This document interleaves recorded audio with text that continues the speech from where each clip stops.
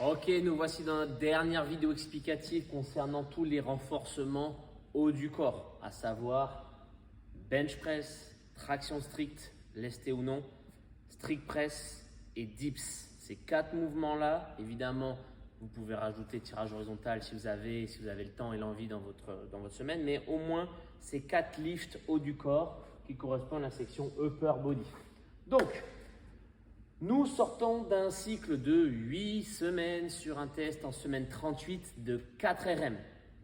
L'objectif a été d'évoluer de 4 vers, pour les meilleurs, 6, 7, 8 reps. J'ai eu des 10 reps. Bon bref, j'ai eu énormément de bons retours sur le fait d'aller progressivement longtemps sur les mêmes schémas et c'est là où on a le plus de progression.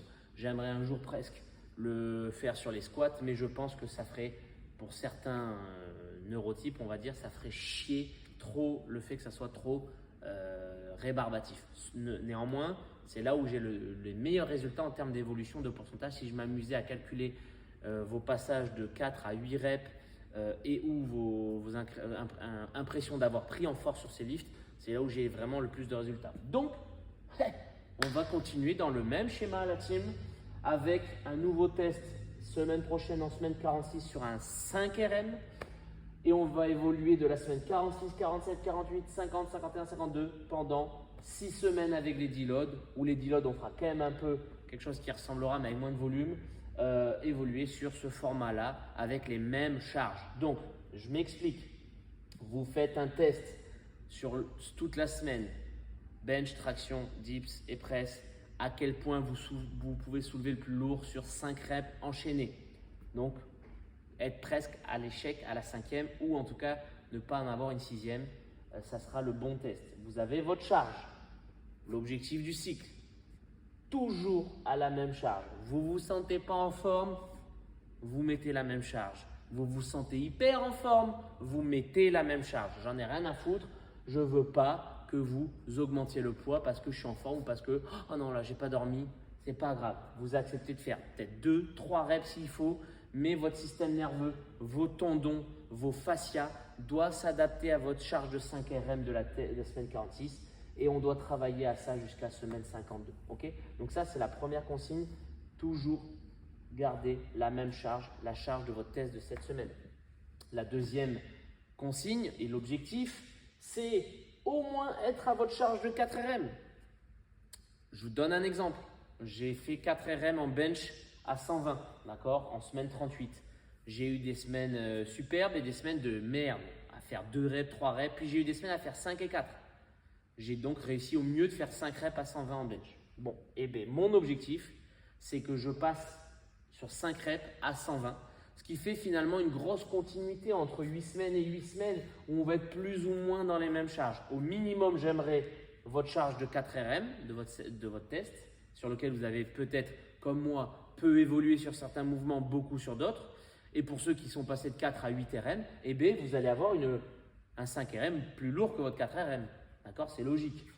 Pour toutes les gonzesses, la Carla qui me fait des séries de 10 à son ancien 4 RM, j'espère que son test 5 RM, elle va avoir 2, 3, 5 kilos sur une rep de plus, mais 5 kilos peut-être de plus. D'accord, bon bref, vous avez compris. Au minimum, la charge de votre semaine 38, 4 RM. Et si on peut faire beaucoup plus lourd, on fait beaucoup plus lourd. Et ensuite, on a notre charge validée. On bosse comme ça pendant 2 microcycles de 4 semaines qui vont nous amener jusqu'à la fin de l'année. Et donc, encore une fois, considérez-vous que vous aurez pris en force si vous passez de 5 reps, 2, 3, 7 à 7, 8. Ça sera vraiment un beau job encore une fois. Okay, donc, au niveau du volume, on oscillera entre 2 et 3 sets. Je me laisse la possibilité de vous donner 2 ou 3 ou au choix en fonction de comment on va ressentir tous ensemble l'haltéro, les squats et pourquoi pas un peu le volume annexe de tout ce qui est crossfit et conditionnement. D'accord, donc c'est pour ça que je me laisse un petit peu au choix. Comme d'habitude, vous êtes sur un objectif de prise de masse, développement musculaire, hypertrophie. Donc là, c'est le rêve sur ces blocs et sur ces écritures. Et vous vous en battez les couilles pour l'instant de votre niveau de crossfit, ben, vous me faites 3 sets à chaque fois. Si par contre vous préparez une compète comme moi, les Kanda ou autres, des qualifs un peu plus tôt, etc., peut-être le volume de renfort, on fait le minimum syndical et on met l'accent un peu plus sur le reste, conditionnement ou crossfit. D'accord? Donc c'est toujours un peu au choix, ou en tout cas on évoluera entre 2 séries max rep et 3 séries max rep. Enfin, je finis, pour ceux qui n'ont toujours pas compris la méthode, vous avez votre charge de 5 RM et à chaque fois, vous demandez à vous faire parer et vous vous dépouillez la nouille jusqu'à faire un vrai fail, d'accord? Un vrai fail. J'en ai marre de voir en traction, ah, je valide, oh, je lâche, c'est trop dur, j'arrête. Ben non, un vrai fail, dans la traction, elle doit être dans la phase montante, d'accord? Je tente, je grind, je vois que j'y arrive plus, ben, je lâche. Là, j'ai un vrai fail. Si vous validez là et vous lâchez, vous décidez de ne pas faire une dernière rep, pour moi, c'est de la merde. Pareil en bench, d'accord?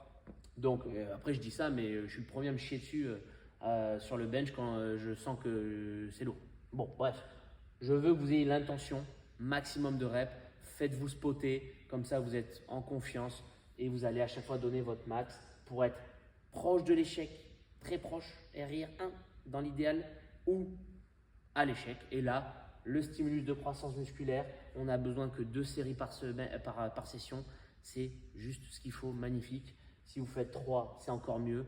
Et on continue de progresser comme ça avec à la fois la demande nerveuse et à la fois la croissance musculaire.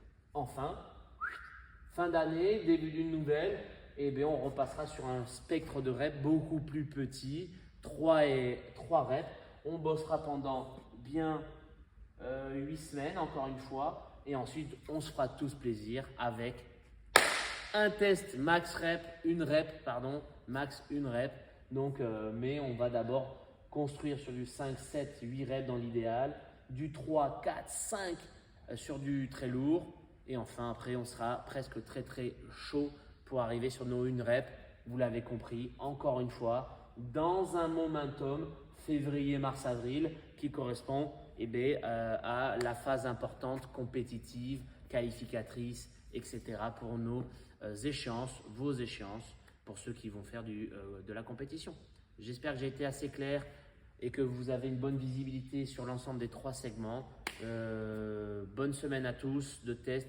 Évidemment, envoyez-moi vos vidéos et n'hésitez pas à échanger. Je suis là pour ça et je vous souhaite à tous un bon cycle.